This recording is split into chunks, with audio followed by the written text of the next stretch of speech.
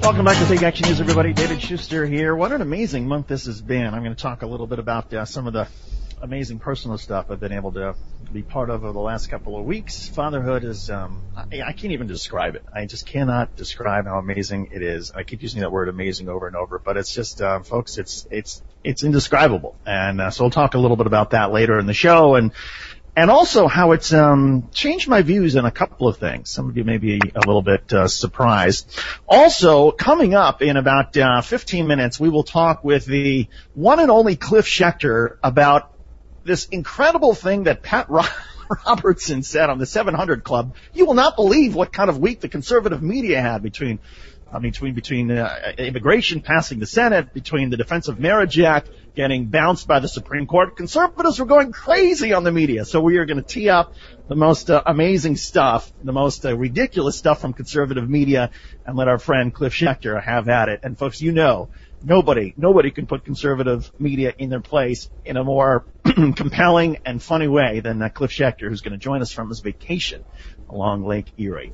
We're talking this segment about what all of us can do now that the United States Supreme Court has essentially said that the Voting Rights Act needs to be amended by Congress, and that in the meantime, there's nothing that is stopping South Carolina, there's nothing stopping Texas, Mississippi, Alabama. There's nothing stopping these southern states that want to come up with voter identification laws, that want to change some of the precinct locations, that make it more difficult for people in urban cities to vote than suburbs. There's nothing that stops them at this point. And there's a lot of focus now on the United States Congress and whether they can Congress really come up with a set of guidelines, something that essentially fills in the gap that the Supreme Court has now created involving the Voting Rights Act.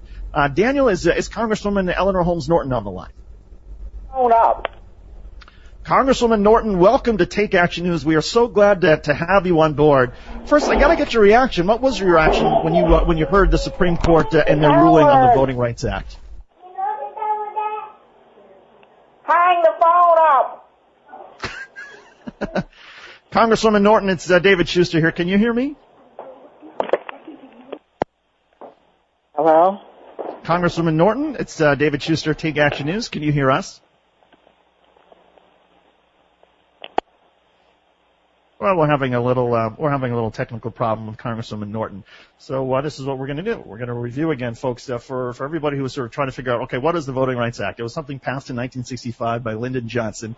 This is one of the hallmarks of the civil rights era, and it was intended to try to make sure that in southern states that had a history of making it essentially guaranteeing that African American voters, minority voters, would have the same rights and access to polling locations to vote as everybody else. And it would make sure that there were not obstacles that were put in place, and that if in fact states wanted to come up with a system or wanted to change things in terms of access to voting booths, that the federal government had to give clearance in advance, that the federal government could step in and say, okay, this what you're doing in Texas or Mississippi, no, you can't do that, and a federal judge could step in. And so what the Supreme Court has done is said that, well, things have changed in 50 years, and we have a different set of issues, and so therefore, this is antiquated, and we need to get rid of this part of the Voting Rights Act, and Congress has to come up with a new formula for what amounts to discrimination or what amounts to a hindrance to African Americans and other minorities who are trying to cast their ballot. And so what the Supreme Court has effectively done is said, okay, until Congress comes up with this new formula,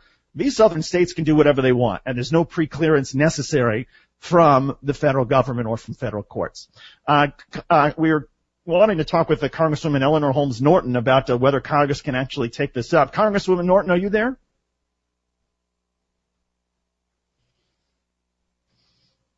All right. Well, we're still having a few problems with Congresswoman Norton. While we do this, though, and we'll try to get her hooked up and see if we can get her on the line.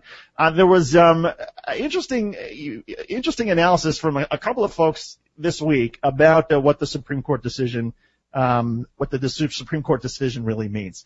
And while it's true that it did leave a part of the Voting Rights Act intact, and it essentially stripped away the power of the federal government. Folks, this isn't the end in terms of your ability to influence outcomes, particularly because these issues that have been handled at the states efforts in Ohio and Michigan and Pennsylvania.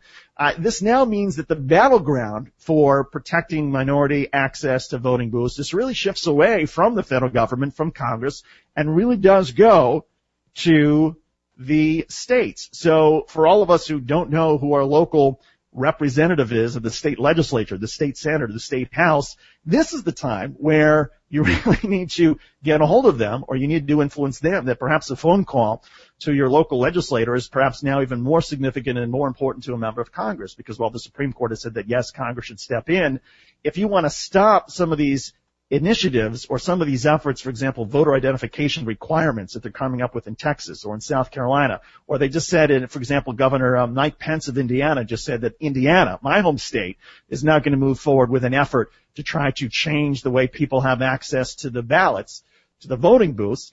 Now it's incumbent upon everybody who wants to take action to focus on the state legislature. And that's been the case now for a lot of different issues, that as our federal government, as conservatives are able to chalk up some of these victories, they don't want the federal government deciding these issues. They want to push it back to the states because they feel that they have a better chance in some states of winning on these issues.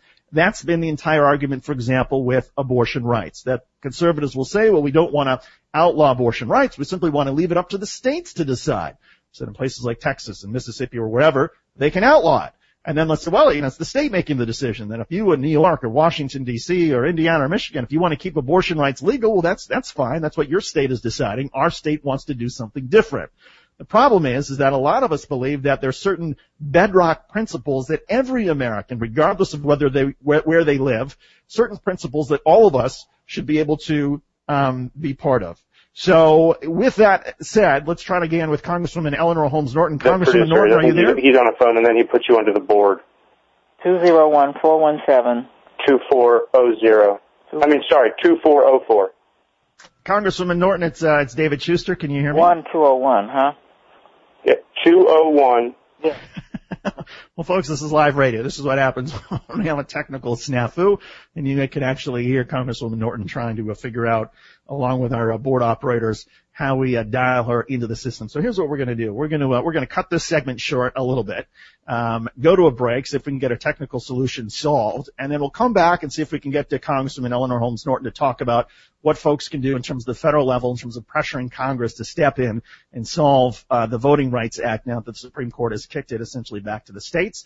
We will also talk with Cliff Schechter about what's been going on in conservative media and some of the unbelievably crazy things that we heard this week from Rush Limbaugh and Pat Robertson, although maybe not so unbelievable if you've been following their careers. More Take Action News on the other side of this break, right here on We Act Radio.